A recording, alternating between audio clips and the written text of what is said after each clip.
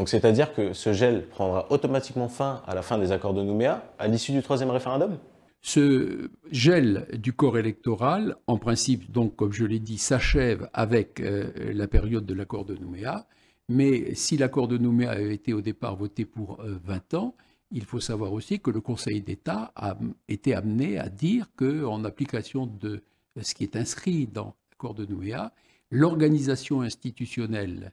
resterait en vigueur selon le principe de l'irréversibilité constitutionnelle garantie, et que de ce fait, eh bien, l'ensemble de l'architecture institutionnelle dont le corps électoral fait partie reste en place jusqu'à ce qu'au terme de la période transitoire qui s'ouvre le 12 novembre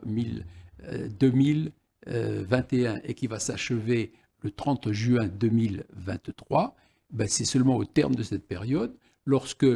un nouveau statut sera décidé et accepté par les Calédoniens pour fixer l'avenir institutionnel de la collectivité calédonienne, c'est seulement à ce moment-là qu'on pourra, et il faut l'espérer, voir inscrit dans la nouvelle loi électorale le dégel du corps électoral. Alors que se profile la clôture de l'accord de Nouméa, ainsi que la fin de la tolérance du gel admis pour la durée régime transitoire de l'accord, on peut espérer le retour d'une démocratie électorale plus conforme à l'égalité des citoyens.